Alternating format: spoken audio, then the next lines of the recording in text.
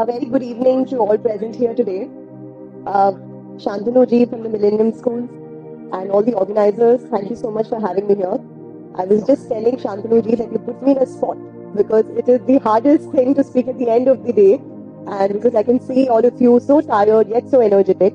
And honestly speaking, I didn't really know what I was walking into. I knew that we were going to talk about spirituality in school.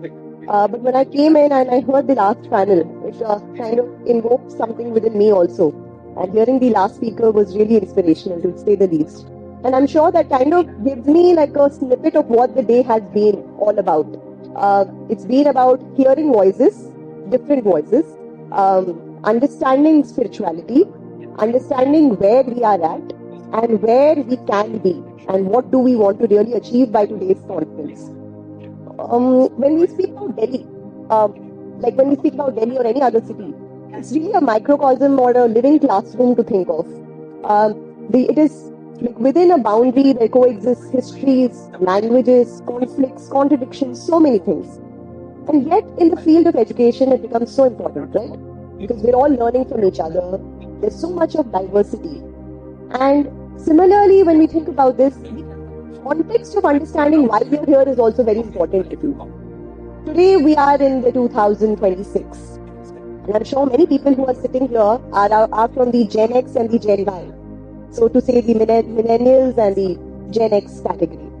The students we are actually teaching are from the Gen Alpha and the Gen Beta, no longer Gen Z as well.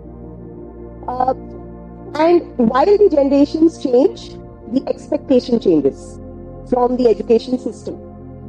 Earlier, the education system was all about rote learning, and I think there was nothing wrong that we saw in it, because honestly, there was not much information available outside. So whatever we knew was what we were learning in the classrooms, what was made accessible to us.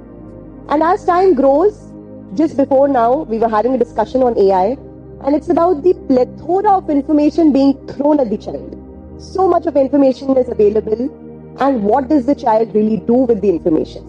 It makes no sense for the child to remember all the dates, right? Like I think the madam from Millennium School had just pointed out. And I was just thinking, yes, honestly, why do they have to remember the dates? And similarly with this context comes that what is our expectation from a school system? What has actually not changed over the period of time is that we are still so data driven. All the time we are talking about what is your pass percentage, how many marks have you got in boards, what is your ranking in Delhi, what is your ranking in the country, and where do you stand at, what is your quality index. We're only talking about numbers, and there's nothing wrong with it.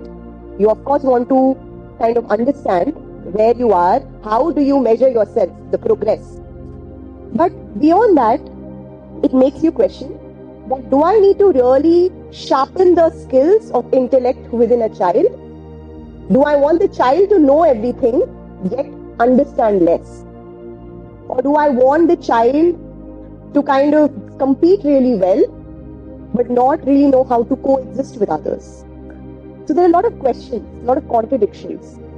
Out of a school life, what is our expectation of a child? Do we want the child to be a happy individual at the end of the 12 or 13 years of schooling? Do we want them to be able to say that, yes, I have learned what compassion is, what it is to be self-aware about myself? And that's where I think the heart component of education comes in, which is, I feel, the most important component in any child's journey.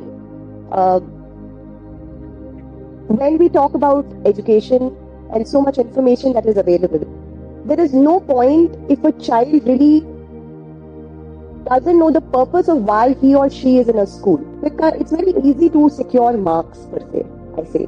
Because like we just discussed, there's so much information available. You can really read it off the net in 5 minutes and give the examination. You can do an open test and secure good marks. Lekin, if you really don't teach the child how to behave in an environment, how to make friends, how to share, how to care, then really what are we teaching our kids? Now, I don't know what are the enabling factors for this. That I think I leave it to all the experts here. What should be the pedagogy that we go around? Does it mean that we need to first kind of understand our teacher's requirement? क्योंकि किसी ने बोला curriculum बना लेते हैं। I think the teachers will say अरे एक और चीज मेरे सर पे डाल दी कि आपने एक करिकुलम की बात कर दी। And I don't think they have the bandwidth to go for another curriculum unless and until it is integrated in the already existing curriculum that we have. Second is, of course, training. Nobody is born with this. Nobody really knows what spirituality actually means.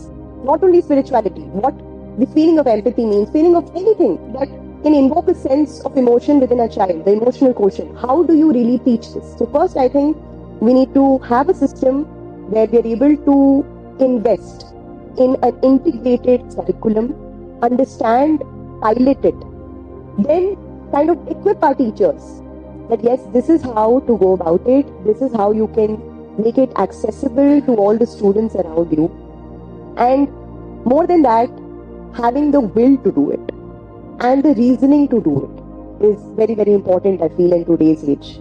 And there is so much of shift. I feel that we're talking more and more about spirituality because we see more and more unhappiness around us. We see a lot of sadness around us, a lot of anxiety around us, a lot of stress around us amongst the students. There's so much of real culture. They can't retain things for a longer period of time. And with that, I think it comes that yes, there is the time to kind of pause. You need to reflect. You need to understand that the requirement of a student today's generation is different than what we had back in the day. So I feel that this is very much the reality that we are living in, and we cannot say that is this a choice or not. I don't think it is a choice to nurture the heart. I think we need to nurture the heart, and for that we need to start now, while having all the stakeholders together and really seriously thinking about it, not just some activity here and there, just to kind of get them a sense of things. It needs to be a part of their daily routine. Until they understand mathematics, calculus, science in a way of spiritualism or in a space of holistic growth, it is very difficult to go forward. And I know that there are many, many experts sitting here who have multitude of ideas and they're beaming with them and they have a lot of energy around it, how to make it a reality. So it's really a call for all of you today. Today is an opportunity that yes, how do we contribute into this? How do we make this into a reality? And how do we go forward from here? And it's not that no school is doing anything or no government is working towards it. I think everybody is working towards the right step. Everybody is investing in the right places. Everybody is trying to understand that yes, you need to have a good infrastructure to run the schools, you need to have a good system, we need to invest on our teachers, a lot of things that we are able to understand in an education center. But the call is, I feel, we're a little delayed, I feel, in this sector. We really need to kind of wake up and realize that yes, this is the way forward. And going forward, it's not going to be easy at all. Because it's such a fluid topic. Nobody really knows how a child perceives spiritualism. And you don't want it to be religionism, right? You want it to be limited to spiritualism. You just want them to feel holistic as a whole being, inculcating these values of empathy, happiness, and all these aspects.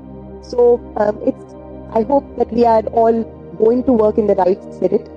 And as a school leader, as a person in this sector, all I can say is we are at the right time, and I'm glad that we are in the right space today to be discussing about this.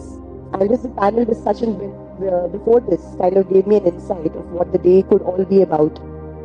So honestly, like I said, nurturing the heart is no longer just a choice, it is our reality, and let us start now. So thank you so much for having me here, and thank you so much for bearing with me towards the end of the day. I know it could have been a long, long day for all of you, but it's very exciting to be amongst such illustrious people. Thank you so much.